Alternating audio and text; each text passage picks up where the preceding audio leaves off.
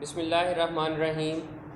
Dear students, उम्मीद है कि आप सब लोग खैरियत से होंगे और लेक्चर्स और डायरीज़ को फॉलो कर रहे होंगे।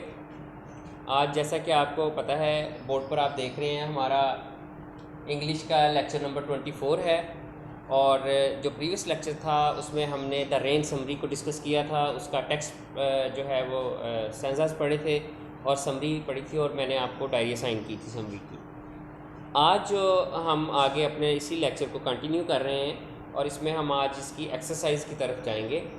और जैसा कि आप यहाँ पर देख रहे हैं बोर्ड पर, वोकैबुलरी पार्ट में, और वोकैबुलरी पार्ट में जो क्वेश्चन है वो है give any an antonyms for each given word and make sentences with both words. यहाँ पर कुछ वर्ड्स दिए हुए हैं जैसा कि आप देख रहे हैं, rich, top, near, light, bright, noise and lovely. कुछ वर्ड्स हैं, हमने इन वर्ड्स के एंटेनम्स बनाने हैं, मतलब मुतज़ाद अल्फाज बनाने हैं।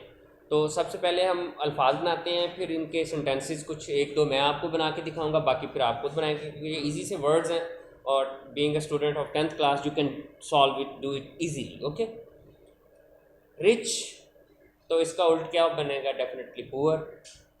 इसी तरह नेक्स्ट वर्ड आपका है टॉप, तो इसका बॉटम बनेगा। उसके बाद आपका फार मीन दूर, इसका क्या बनेगा? नियर बनेगा।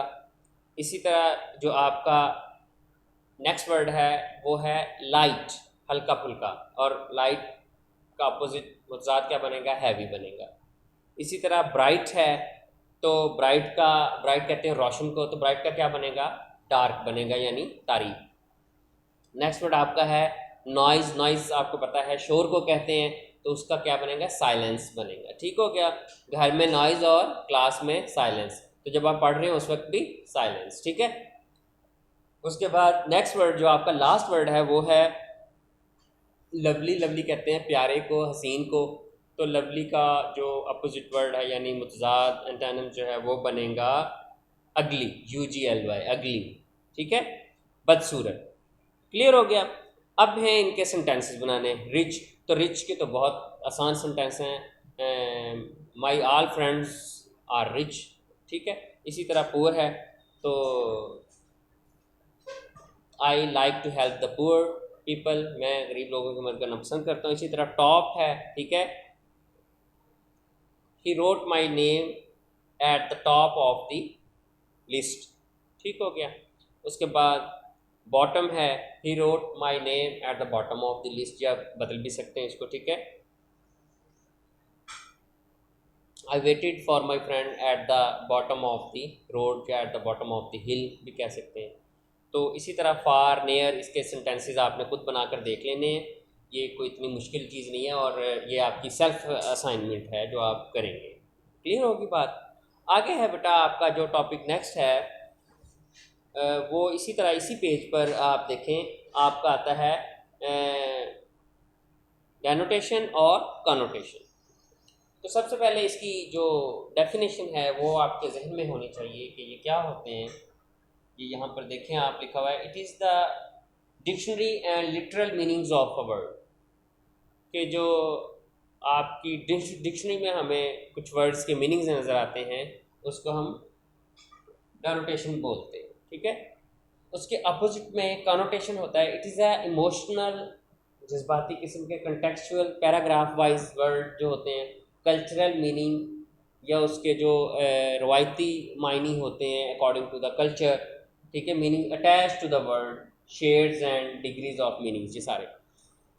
मतलब कहने का ये है कि जब हम किसी चीज़ का मायने आपको पता होगा, जब हम ट्रांसलेशन कर रहे होते हैं किसी चैप्टर की, तो उस चैप्टर में मैं आपको बताता हूँ कि इस वर्ड का ये मतलब होगा, लेकिन जब हम बामुहावरा तर्जुमा करेंगे तो हम उसमें इस तरह करेंगे। तो कंटेक्चुअल मीनिंग्स जो हैं वो और होते हैं, डिक्शनरी मीनिंग्स जो हैं वो और होते हैं। कुछ वर्ड्स के, ये नहीं कि हर वर्ड को ही हम इस तरह करें, कुछ वर्ड्स इस तरह कैरी होते हैं। तो यहाँ पर वो बात कर रहा है, एग्जाम्पल दे रहा है, वर्ड कुछ लिखे हुए हैं बुक के अंदर, होम, हाउस, रेजिडेंस और डिवेलिंग। होम घर को कहते हैं, हाउस मकान को कहते हैं, रेजिडेंस रिहाइश को कहते हैं, और डिवेलिंग भी रिहाइश गाह को कहते हैं। अब डेनोटेशन के पॉइंट ऑफ व्यू से अगर हम डिक्शनरी में इन 4 वर्ड्स को देखें, इनकी मायने देखें, तो हमें डिक्शनरी ये बताएगी कि ये सारे वर्ड्स जो हैं शो करते हैं कि कोई ऐसा मकाम जहाँ कोई रहता हो, आप मैं हम सब रहते हो। क्लियर हो गया? ये इसके डेनोटेशन के पॉइंट ऑफ व्यू से मतलब हो गया इस वर्ड, इन चारों वर्ड्स के। एक की रिहाइश, किसी की रिहाइश को हम ड्वेलिंग भी कह सकते हैं, रेजिडेंस भी कह सकते हैं, हाउस भी कह सकते हैं। मीन्स इन तमाम वर्ड्स का मतलब यह है कि कोई शख्स इस जगह पर रहता है। क्लियर हो गया? अब कॉनोटेशन में आप देखें तो कॉनोटेशन के पॉइंट ऑफ व्यू से देखें, जब हम होम की बात करते हैं तो हम कहते हैं home, home, sweet home. Sweet house सुना है किसी से? ये स्वीट रेजिडेंस सुना है? ये स्वीट ड्वेलिंग सुना है? क्यों? क्योंकि इनमें डिफरेंस है। अब अगर हम होम को देखें तो आप अपनी बुक के पेज 57 पर देखें, होम का मतलब होता है कूजी, यानी आरामदेह, लविंग, प्यारा, कंफर्टेबल का मतलब भी आरामदेह, पुरसकून, और फीलिंग ऑफ सिक्योरिटी, जहाँ आपको तहफ़्फ़ुज़ का एहसास हो। कैसे? एक अपने घर में रहने वाले का तहफ़्फ़ुज़ का एहसास ज़्यादा मजबूत होगा बनिस्बत किराए के घर में रहने वाले के। मेरी बात समझें? तो किराए के घर को आप हाउस तो कह सकते हैं, होम नहीं कह सकते, और अपने घर को आप होम कहेंगे क्योंकि आपको वहाँ इन तमाम फीलिंग्स का एहसास है। जबकि जब आप हाउस की बात करते हैं तो कोई इमारत ऐसी होगी, कोई इमारत होगी जिससे आपका कोई ऐसा इन डेप्थ रिलेशनशिप ना हो, और किराए के घरों से कभी इन डेप्थ रिलेशनशिप नहीं होता। ये एक मैंने आपको फर्जी सी एग्जांपल दी है, इसको आप बहुत ज़्यादा जो है वो लॉ नहीं बना सकते कि ये एग्जांपल है तो लॉ। ये मैंने आपको समझाने के लिए एक एग्जांपल दी है लाइट वे में। उसके बाद रिहाइश गाह होता है, जिसको आप रेजिडेंस कहते हैं। ये मेरी रेजिडेंस है, ये मेरी रिहाइश गाह है। जैसे लोग फ्लैट्स में रहते हैं तो एक जो बिल्डिंग होती है उसमें 30 फ्लैट्स होते हैं, तो आप उसको रेजिडेंस कॉल करते हैं। यानी वो एक वर्ड जो है वो इतनी ज़्यादा डेप्थ नहीं रखता, एहसास नहीं रखता, जज्बात नहीं रखता। ठीक है, सर्द सा लफ्ज़ होता है, रेजिडेंस है जी ये मेरी। उसके बाद आगे आ जाता है ड्वेलिंग। कोई कोई पुरानी या कदीम रिहाइश गाह जो होती है वो ड्वेलिंग कहलाती है। जैसे हम कहते हैं हमारे गांव की जो रिहाइश गाहें हैं वो ड्वेलिंग कहलाती हैं। ठीक है, तो हम वहाँ अब तो नहीं रहते, हम तो शहरों में आ गए हैं। तो ये इनमें डिफरेंस होता है। ये आपके डिक्शनरी मीनिंग से हटकर जो मीनिंग्स बनेंगे, कौन से बनेंगे?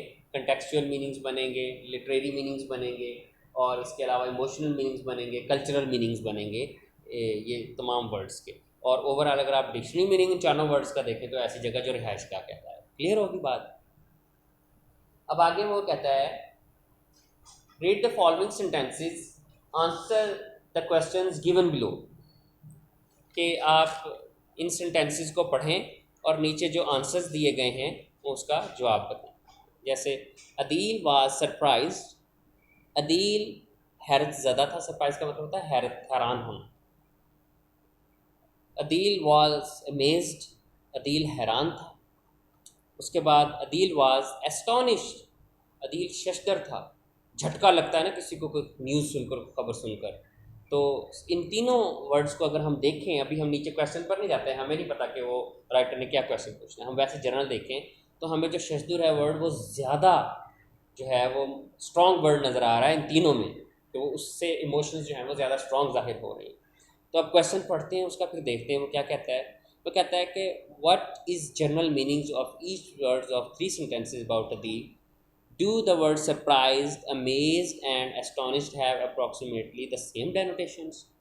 तो अगर हम denotations के point of view से देखें तो हमें पता चलेगा कि तीनों के denotation meanings यानी डिक्शनरी मीनिंग्स तो सेम है। शशदर रह जाना, हैरान रह जाना, हैरतज़दा रह जाना, ठीक है। लेकिन जब हम उसको कॉनोटेशन के पॉइंट ऑफ व्यू से देखते हैं तो उसमें हमें जो है ज़्यादा पावरफुल वर्ड कौन सा नज़र आता है? ज़्यादा पावरफुल वर्ड जो है एस्टोनिश्ड और अमेज जो हैं वो सरप्राइज के मुकाबले में ज़्यादा पावरफुल नज़र आते हैं, और तीनों में ज़्यादा पावरफुल हमें एस्टोनिश्ड नज़र आए। क्लियर हो गया? उसके बाद आगे नेक्स्ट जो आपका वो है एक्सरसाइज क्वेश्चन, उसमें सेकंड वो कहता है कि use dictionary to find what additional meanings are suggested by astonish. कि आप एस्टोनिश का वर्ड लिखेंगे डिक्शनरी में, क्योंकि आजकल कंप्यूटर डिक्शनरीज और मोबाइल डिक्शनरीज आप लोगों के पास हैं, तो उसमें वो और कौन कौन से वर्ड्स जो है वो देता है। ये चीज़ आपने डिक्शनरी में से देखनी है कौन कौन से वर्ड्स और रहते हैं। Would a person be surprise और अस्टोनिश्ड एट सीइंग अ घोस्ट, जब किसी घोस्ट, यानी घोस्ट कहते हैं किसी जिन को, किसी ऐसी मफूकुल फितरत चीज़ को जो आम जिंदगी से हमारे जिसका तसव्वुर ना हो और हमने किताबों कहानियों में सुना हो, घोस्ट, बला, ठीक है। तो उसको देखकर, भूत को देखकर, घोस्ट का वैसे लफ्ज़ी मतलब अगर हम लें तो भूत होगा, उसको देखकर हमारे जहन में हम क्या करेंगे, हम सरप्राइज्ड होंगे या एस्टॉनिश्ड होंगे। तो डेफिनेटली एस्टॉनिश स्ट्रॉन्ग वर्ड है, तो हम उसको देख कर एस्टॉनिश्ड ही होंगे ना, भूत आ गया हमारे सामने, ज़िंदगी में हमने कभी देखा ही नहीं, ठीक है। तो ये इस तरह इन चीज़ों को समझते हैं। आगे आपका जो सी पार्ट है उसमें हमारी एक्सरसाइज है, एक्सरसाइज पर हम निशान लगाएंगे और एक्सरसाइज पर निशान लगाएंगे और वो कहता है कि आप बताएं विच कॉनोटेशन इज़ मोर पॉजिटिव, ज़्यादा पॉजिटिव कौन सा है। दो वर्ड्स दिए हुए हैं, दोनों ठीक हैं, ज़्यादा कौन सा ठीक है, ज़्यादा पॉजिटिव कौन सा है। जैसे वो कहता है कि पहला है our trip to the Khewra mines, Khewra mines, Khewra जगह है झेलम के पास जहाँ पर हमारी नमक की कान है ख्योड़ा की, तो ख्योड़ा माइन मीन कान। Was our trip to the Khewra mine was fine, fine भी तो कह सकते हैं आप। कोई बच्चा बोर हुआ हो, हम 50 स्टूडेंट्स क्लास के जा रहे हैं ट्रिप पर और सर ज़ुबैर आपको ट्रिप पर लेकर जा रहे हैं अपने पैसों से, तो पहले तो यहाँ मुझे ये बताएं आप सरप्राइज होंगे कि एस्टॉनिश्ड होंगे। यहाँ पर आप एस्टॉनिश्ड होंगे कि सर को कैसे याद आ गया अपनी जेब से लेके जा रहे हैं, लेकिन आपको पता है कि आपके सर लेके जाते हैं, ठीक है। अच्छा, उसके बाद आगे अब यहाँ पर जब वहाँ आप चले गए हैं तो जून का महीना था, गर्मी बड़ी थी, कुछ बच्चों ने तो एंजॉय किया जो ज़रा स्ट्रॉन्ग थे, कुछ जो मेरे जैसे कमज़ोर बच्चे थे उन्होंने तो एंजॉय नहीं ना किया, उन्होंने तो सिर्फ सफ़र एंजॉय किया होगा, एसी बस में गए होंगे तो बस वो एंजॉय किया, तो उनके लिए ट्रिप क्या था, फाइन, और दूसरों के लिए क्या था, वंडरफुल। तो ये दोनों वर्ड ठीक है, लेकिन मोर पॉजिटिव हमने बताना है, तो आप कौन सा बताएंगे मोर पॉजिटिव? डेफिनेटली वंडरफुल बताएंगे, मेरे बताने की तो ज़रूरत ही नहीं है। इसी तरह आगे जो सेकंड ऑप्शन आपका है उसमें dash people road on the roller coaster, roller coaster पर वैसे तो ब्रेव और फूल हार्डी, बेधड़क लोग, ठीक है, वो भी ठीक है और ब्रेव भी ठीक है। तो रोलर कोस्टर वो जो ऐसे ऐसे चलता है, हमारे यहाँ तो वहाँ इस तरह का है नहीं, अगर आपने टेलीविजन या वीडियोस में देखा हो तो वो जो यूरोपियन कंट्रीज़ हैं वहाँ पर तो ऐसे ऐसे रोलर कोस्टर हैं कि अगर कारी फयाज साहब जैसा बहादुर आदमी भी उस पर बैठे तो मेरा ख्याल है कि नीचे तो वो बेहोश हुए बगैर नहीं फिर उतरेंगे। तो आप में से कई ब्रेव हो सकते हैं ऐसे, तो यहाँ पर ब्रेव लोग बैठेंगे रोलर कोस्टर पर या फुल हार्डी बैठेंगे या बेधड़क लोग, तो ज़्यादा पॉजिटिव ब्रेव है।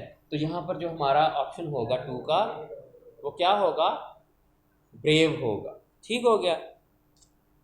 आगे आपकी थर्ड ऑप्शन में हम अब जा रहे हैं, we saw animals in the zoo, weird, पुरस्रार किस्म के, अजीबो गरीब किस्म के जानवर वियर्ड देखे या हमने फैसिनेटिंग जो मज़ेदार लगे, बड़े अच्छे लगे दिल को, वो देखे। तो आपको याद होगा आपका विज़िट टू छांगा मांगा, विज़िट टू लाल सहारा जो इधर पार्क है भावलपुर के पास, तो आपको याद आया वहाँ पर तो बड़े फैसिनेटिंग जानवर थे, परिंदे थे इतने बड़े बड़े जो हमने कभी पहले देखे, अपनी राइनो भी हमने देखा। तो यहाँ पर बताएं फिर फैसिनेटिंग आएगा या वियर्ड अजीबोगरीब आएगा? तो डेफिनेटली फैसिनेटिंग आएगा ना, क्योंकि हमने वहाँ पर बड़े अच्छे और बड़े शानदार किस्म के जानवर देखे।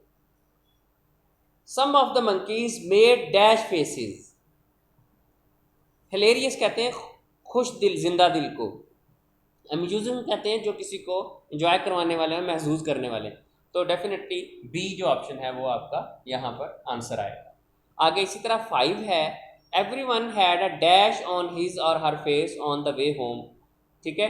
तो जब घर हम ट्रिप से वापस आ रहे थे तो भूख भी लगी हुई थी, ठीक है, वो पिछली वाली बात को मैं आगे बढ़ा रहा हूँ फ्योड़ा माइंस ट्रिप से, तो भूख भी लगी हुई थी, याद आ रहा था मम्मा ने अब हमारे लिए खाना पकाया होगा। तो आपके चेहरे पर ज़्यादा पॉजिटिव वे में क्या आएगा, स्मिर्क, स्मिर्क कहते हैं नफ़रत अंगेज़ हंसी को, और स्माइल कहते हैं मुस्कुराहट को, स्मिर्क तंजिया मुस्कुराहट को भी कहते हैं। तो हमारे चेहरे पर स्मिर्क आएगी या स्माइल आएगी, तो मोर पॉजिटिव क्या आएगा, स्माइल, ठीक है। तो ये आपका आंसर हो गया। तो ये तो थे हमारा फर्स्ट पार्ट, सी पार्ट, जिसमें हमने क्या करना था, हमने बताना था मोर पॉजिटिव कॉनोटेशन, ठीक हो गया। अब कॉनोटेशन मीन कल्चरल मीनिंग्स, ठीक है, और टेक्सचुअल मीनिंग्स, क्लियर।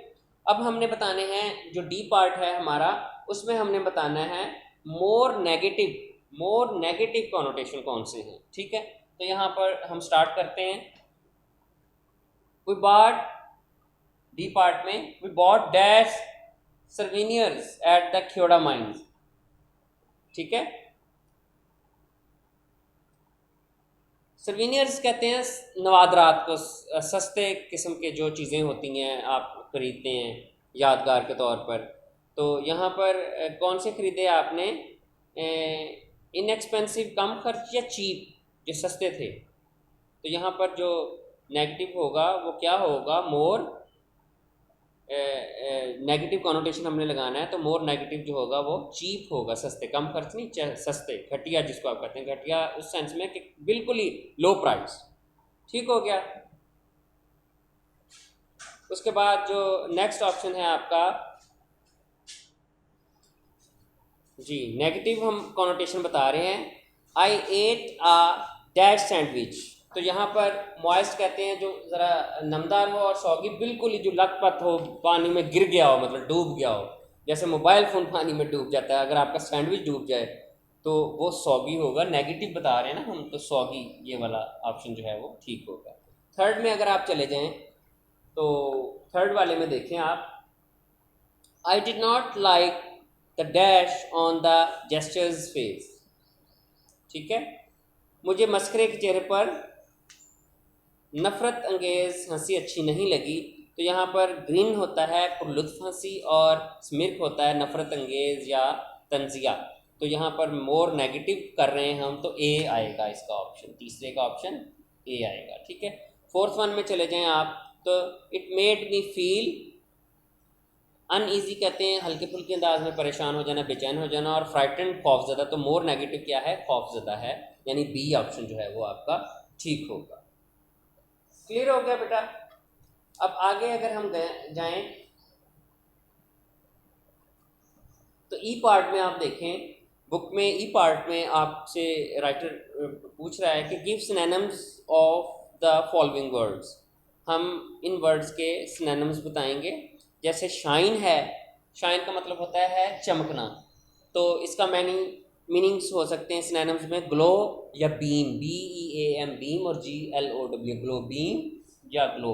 उसके बाद दूसरा है ब्राइट, ब्राइट का मतलब होता है शाइनिंग या ल्यूमिनस, चमकदार। नॉइज़ शोर को कहते हैं, और नॉइज़ में जो आपका इसका सिनोनिम्स होगा वो होगा अपरोर, शोर होना, या racket, RACKET, racket.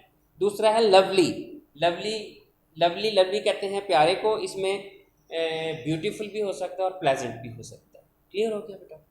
Okay, next है आपका जो इसका पार्ट वो है रीडिंग कम्प्रीहेंशन, यानी रीडिंग कम्प्रीहेंशन में आपके क्वेश्चन आंसर्स आ जाते हैं पोएम के, और ये अक्सर एग्जाम्स में मैंने देखा है 5 ईयर्स पेपर जो आपके प्रीवियस उनमें दो क्वेश्चंस भी आपके पोएम से सेट हुए हैं। तो यहाँ पर क्वेश्चन आंसर्स तक हम आज के लेक्चर्स को स्टॉप करते हैं, और जो इसका डायरी है वो मैं आपको साइन करूँगा, आपको उसको करना है। इंशाल्लाह हम नेक्स्ट लेक्चर जो है वो फिर यहाँ से आगे स्टार्ट करेंगे।